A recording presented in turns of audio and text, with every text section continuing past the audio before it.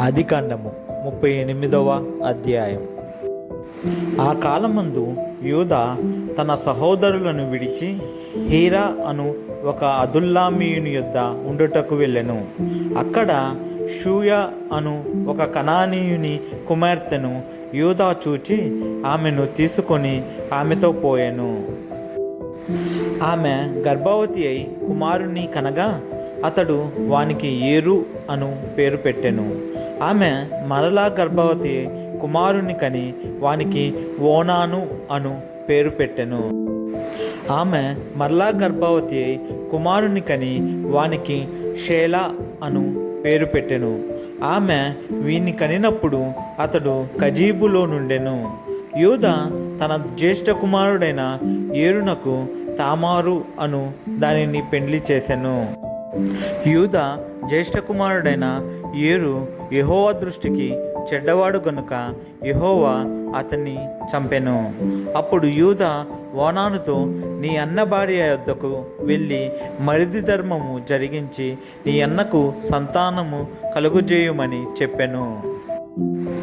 ఓనాను ఆ సంతానము తనది కానేరదని ఎరిగి ఆమెతో పోయినప్పుడు తన అన్నకు సంతానము కలుగజేయకుండానట్లు తన రేతస్సును నేలను విడిచెను. అతడు చేసినది యెహోవా దృష్టికి చెడ్డది గనుక ఆయన అతన్ని కూడా చంపెను. అప్పుడు యూదా, ఇతడు కూడా ఇతని అన్నవలే చనిపోయినేమో అనుకొని, నా కుమారుడైన షేలా పెద్దవాడగు వరకు నీ తండ్రి ఇంట విధవరాలుగా నుండుమని తన కోడలైన తామారుతో చెప్పెను. కాబట్టి తామారు వెళ్ళి తన తండ్రి ఇంట నివసించెను. చాలా దినములైన తరువాత షూయా కుమార్తె అయిన యూదా భార్య చనిపోయెను. తరువాత యూదా దుఃఖ నివారణ పొంది అదుల్లామీయుడైన హీరా అను తన స్నేహితునితో తిమ్నాతునకు తన గొర్రెల బొచ్చు కత్తిరించు వారి యొద్దకు వెళ్ళెను. దాన్ని మామ తన గొర్రెల బొచ్చు కత్తిరించుటకు తిమ్నాతునకు వెళ్ళుచున్నాడని తామారునకు తెలుపబడెను.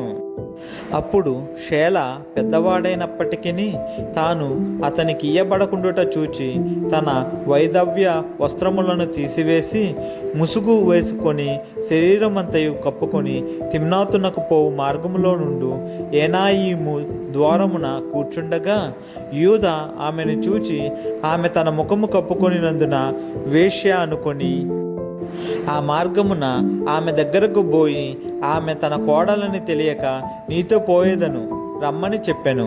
అందుకామె, నీవు నాతో వచ్చిన ఎడల నాకేమీ ఇచ్చేదవని అడిగెను. అందుకతడు, నేను మందలో నుండి మేకపిల్లను పంపెదనని చెప్పినప్పుడు ఆమె, అది పంపు వరకు ఏమైనా కుదువ పెట్టిన ఎడల సరే అని చెప్పెను. అతడు, నేను నీ యొద్ద ఏమి కుదువ పెట్టవలెనని అడిగినప్పుడు ఆమె, నీ ముద్రయు దాని ద్వారమును నీ చేతికర్రయునని చెప్పెను. అతడు వాటిని ఆమెకిచ్చి ఆమెతో పోయెను. ఆమె అతని వలన గర్భవతి ఆయెను. అప్పుడు ఆమె లేచిపోయి తన ముసుగు తీసివేసి తన వైధవ్య వస్త్రములను వేసుకొనెను. తరువాత యూదా ఆ స్త్రీ యొద్ద నుండి ఆ కుదువను పుచ్చుకొనుటకు తన స్నేహితుడగు అదుల్లామీయుని చేత మేకపిల్లను పంపినప్పుడు ఆమె అతనికి కనబడలేదు. కాబట్టి అతడు మార్గమందు ఏనాయిము నొద్ద నుండిన ఆ వేశ్య ఎక్కడున్నదని ఆ చోటి మనుషులను అడుగగా వారు, ఇక్కడ వేశ్య ఎవతయు లేదని చెప్పిరి. కాబట్టి అతడు యూదా యొద్దకు తిరిగి వెళ్ళి, ఆమె నాకు కనబడలేదు, మరియు ఆ చోటి మనుష్యులు ఇక్కడికి వేశ్య ఎవతయూ రాలేదని చెప్పిరని అనినప్పుడు యూదా, మనలను అపహాస్యము చేసేదరేమో, ఆమె వాటిని ఉంచుకొననిమ్ము. ఇదిగో, నేను ఈ మేకపిల్లను పంపితిని, ఆమె నీకు కనబడలేదు అనెను.